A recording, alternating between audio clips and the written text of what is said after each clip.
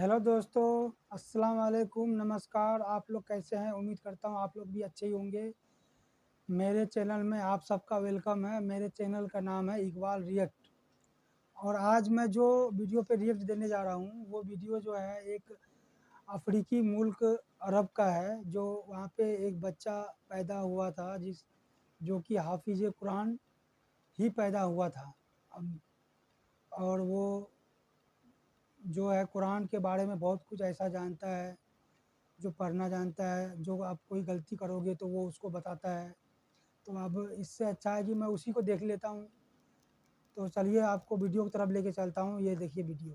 ذكر رحمة ربك عبده زكريا إذ نادى ربه نداء خفيا هو الله أحد الله الصمد الله الصمد الولد لم يلد ولم يولد والسماء رفعها ووضع ألا تطغوا وأقيموا الوزن بالقسط ولا تخسروا خذ الكتاب وآتيناه الحكم صبيا وحنانا من لدنا وزكاة وكان تقيا। क्या आपने कभी सुना है कि एक बच्चा हाफिज़ कुरान पैदा हुआ? जी हाँ, एक ऐसा ज़िंदा मौजिज़ा अफ्रीकी अरब मुल्क के अलजायर में पेश आया है। आपको बताते चले कि अफ्रीकी अरब मुल्क के जज़ायर में जन्म लेने वाले पैदाइशी हाफिज़ कुरान बच्चे की पूरी दुनिया में धूम मच गई है।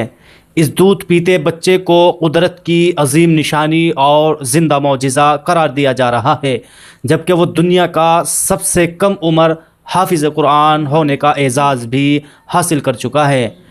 यहया नामी 2 साला बच्चा कुरान करीम का पक्का हाफिज़ है। वो सिवाय कुरानी आयात, मुख्तसर अहादीस और मसनून दुआए के एक लफ्ज़ का भी तकल्लुम नहीं कर सकता, हत्ता कि वो दर्राजा साइकिल भी नहीं कह सकता, लेकिन कुरान करीम रवानी से पढ़ सकता है। अलजायर समेत अरब ममालिक के अखबारात और टीवी चैनलों ने यहया की पूरी स्टोरी चलाई जा रही है। जब नाजरीन इस बच्चे को देखते हैं तो उन्हें अपनी आँखों पर यकीन नहीं आता।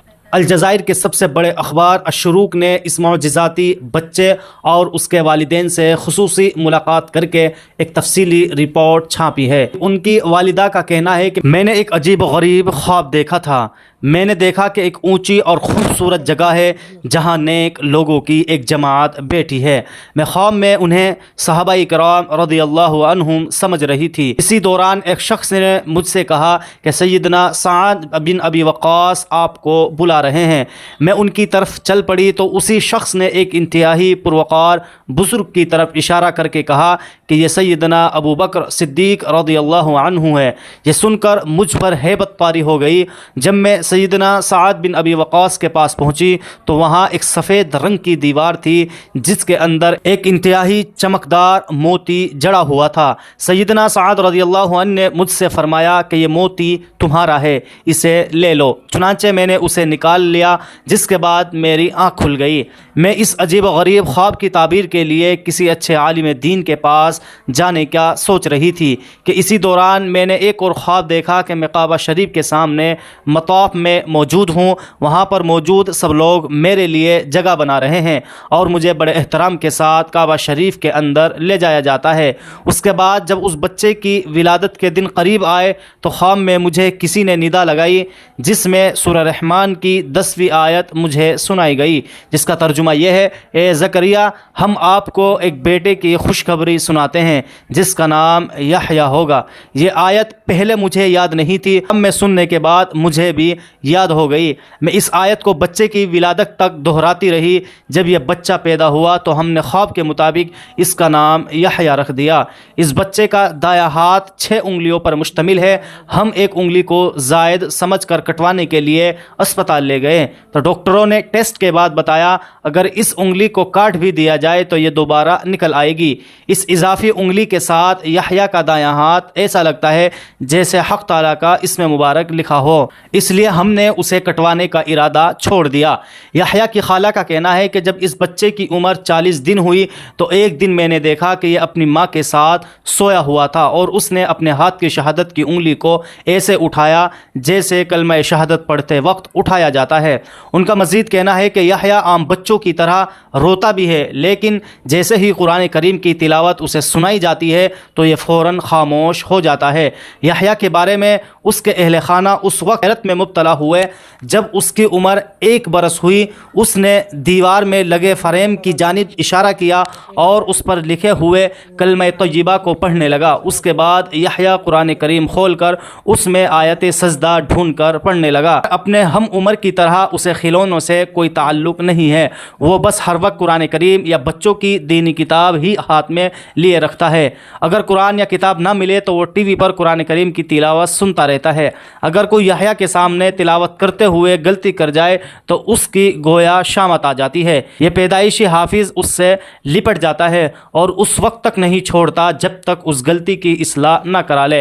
हिफ्ज़ कुरान के साथ रफ्ता रफ्ता यहया की सलाहियतों में इजाफ़ा होने लगा। वो अब मशहूर क़ुर्राए कराम और मशाइख में फ़र्क भी करने लगा है। फिर यहया को बाज़ लोगों ने बताया कि इस बच्चे को जिन्नात ने अपनी गिरफ्त में कर लिया है, वही उसकी ज़ुबान से बोलते हैं। तो यहया की माँ उसे लेकर इलाके के बड़े बड़े आलिम दीन आमिल के पास चली गई। जब आमिल यहया पर दम करने के लिए कुरानी आयात पढ़ने लगे तो उसने भी इस आमिल के साथ पढ़ना शुरू कर दिया।